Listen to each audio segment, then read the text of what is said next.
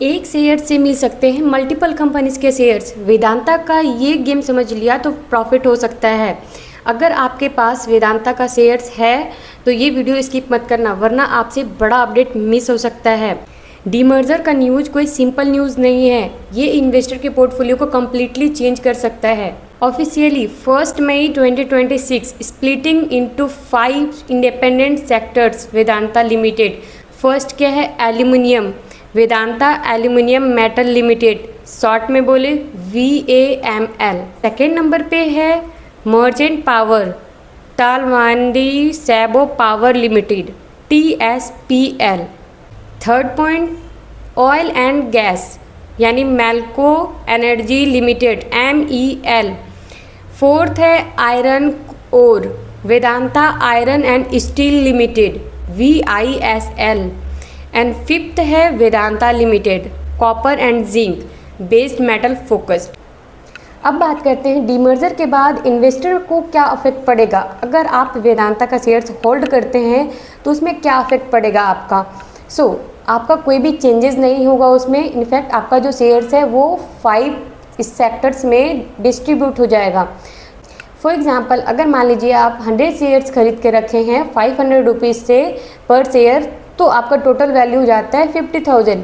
तो इसका अगर ईच न्यू कंपनी अगर डिस्ट्रीब्यूट होता है कॉस्ट, तो वेदांता क्या करेगा, आपका 250 पर शेयर्स रखेगा और ईच न्यू कंपनी 62.5 पर शेयर्स को डिस्ट्रीब्यूट करेगा। आपका टोटल जो हो जाता है cost across holding still at up to 500 rupees.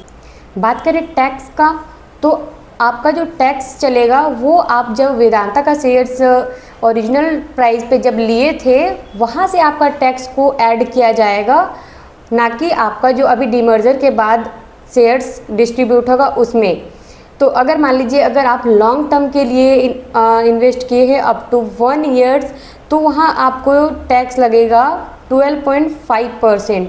And अगर आप शॉर्ट टर्म के लिए सेलिंग करते हैं विदिन 1 ईयर के, तो वहाँ पे आपका 20% टैक्स लग सकता है। ठीक है।